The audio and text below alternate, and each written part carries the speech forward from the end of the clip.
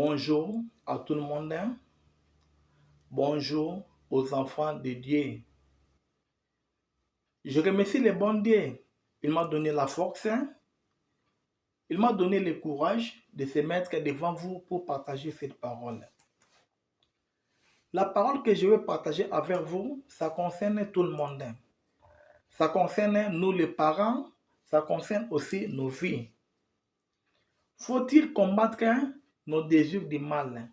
Si je dis faut-il combattre nos désirs du mal parce que beaucoup de gens, ils vivent avec des péchés, les années. Ils sont fatigués avec cette vie-là, mais ils ne savent pas à quoi faire. Mon frère et ma sœur, si tu attends ce que je suis en train de parler, ça sera bien de prendre la décision pour ta vie. Ça sera bien d'abandonner tous les péchés en cachette que tu fais. Tu suivras le chemin de Dieu. Nulle créature ne cache devant lui. Si je dis ni créature ne cache devant lui, personne ne peut se cacher vers Dieu. Tous les péchés que tu es en train de faire, personne ne les connaît. Mais sache que l'œil de Dieu te voit. Toi, tu es béni. Depuis, tu étais dans le ventre de ta mère. Dieu t'avait connu. Tu étais malade à l'hôpital. Ça fait 5 mois passés. Les membres de ta famille, ils ont beaucoup prié. Ils pleuraient chaque jour quand tu étais malade. Tes amis, ils priaient chaque jour. Aujourd'hui, tu es guéri. Mais les gens que tu étais avec eux à l'hôpital, aujourd'hui, ils ne sont pas là. Mais tu ne veux pas te repentir. Dieu t'a béni.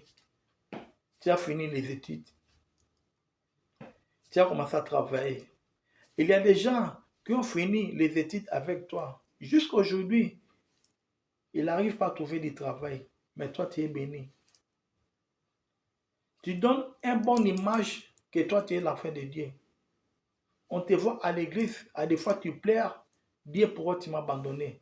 Mais toi-même, tu es responsable de ta vie, ce que tu es en train de faire.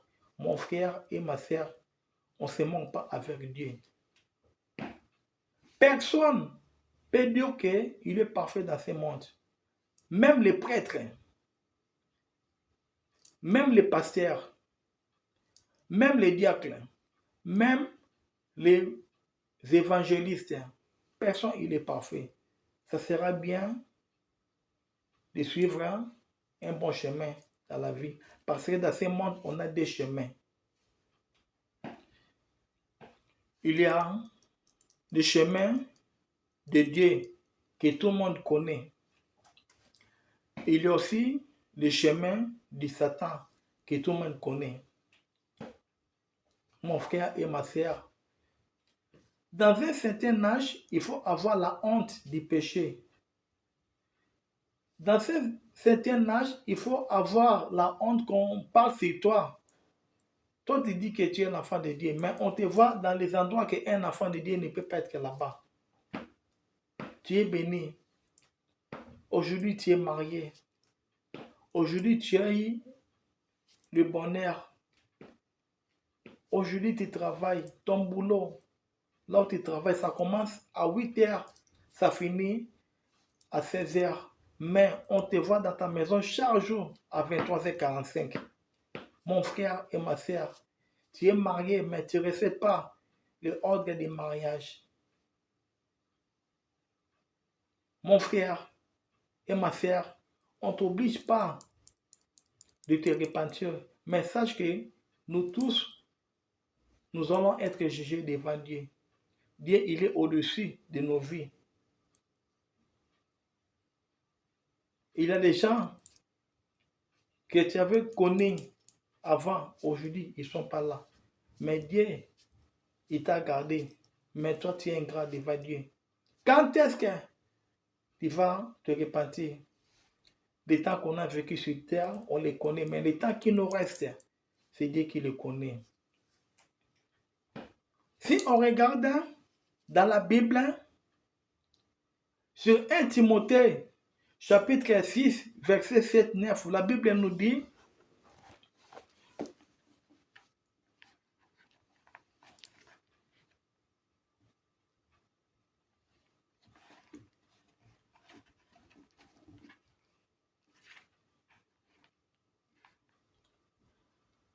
Car nous n'avons rien apporté dans le monde et il est évident que nous n'en pouvons rien apporter si donc nous avons la nourriture et les vêtements. Cela nous suffira. Mais ce qui veilla enrichir Thomas dans la tentation, dans les pièges et dans les beaucoup de désirs insensés et pernicieux qui plongea les hommes dans la ruine et la perdition. Mon frère, ma sœur, on vient d'écouter ce que la Bible nous dit. Il faut se repentir. Personne n'est parfait dans ce monde. Toi, on te voit à l'église du 1er au 30. Tu donnes une bonne image comme tu es l'enfant de Dieu. Mais ce n'est pas la vie que tu es en train d'amener. Toi, comme tu as l'argent, tu ne veux pas respecter les membres de ta famille. Tu ne veux pas respecter tes proches, des amis que tu as grandi ensemble. Tu es très orgueilleux. Tu vis avec l'impédicité. Tu es jaloux avec les membres de ta famille qui ont réussi. Tu es jaloux avec tes amis qui ont réussi. Mon frère et ma sœur, tu avais promis à Dieu que si tu te retrouves avec une bonne vie, tu vas te repentir. Mais ce n'est pas ce que tu es en train de faire. Tu donnes l'impression que tu es l'enfant de Dieu. On te voit partout dans les endroits qu'un enfant de Dieu peut être là-bas. Chaque samedi, on te voit. Mon frère et ma sœur, le salaire du péché, c'est la mort. On a dit le temps qu'on a vécu sur les terres, on le connaît, mais le temps qui nous reste, c'est Dieu qui le connaît. Personne ne peut te juger avec la vie que tu es en train d'amener. Mais sache que nous tous, nous allons être jugés devant Dieu. Mon frère et ma sœur, c'est bien de chercher un bon chemin, le chemin de Dieu. On te voit chaque nouvel an à l'église, tu pleures devant tout le monde. Tu te montres aux gens que tu as fait l'alliance avec Dieu. Tu pleures, Dieu, pardonne-moi avec le péché que j'ai commis cette année. Aujourd'hui, je veux commencer à respecter les 10 commandements. Dieu t'a pardonné. Mais si on arrive le 2 janvier, tu as recommencé encore tes péchés. Mon frère et ma sœur, on ne se ment pas avec Dieu. Si on dit, faut-il combattre nos désirs du mal, mon frère, il y a deux chemins dans la vie. Il y a un chemin de Dieu que tout le monde connaît. Il y a aussi un chemin du diable. Mais toi, tu es dans quel chemin? Tu es devenu orgueilleux envers tout le monde parce qu'aujourd'hui, tu es béni. Il faut savoir que Dieu, il est au-dessus de nos vies. Les gens que tu avais connus avant, les gens que tu as grandi avec eux, aujourd'hui, ils ne sont pas là. Ils sont morts. Ils étaient comme toi. Ils avaient aussi des projets dans leur vie. Mais toi, Dieu, il a été de te garder jusqu'à aujourd'hui. Mais quelle image tu as été de montrer? Mon frère et ma sœur, on ne t'oblige pas. Ça sera bien, il faut suivre le chemin de Dieu. Il faut abandonner les péchés. On a été de vivre avec des péchés qui sont derrière le dos.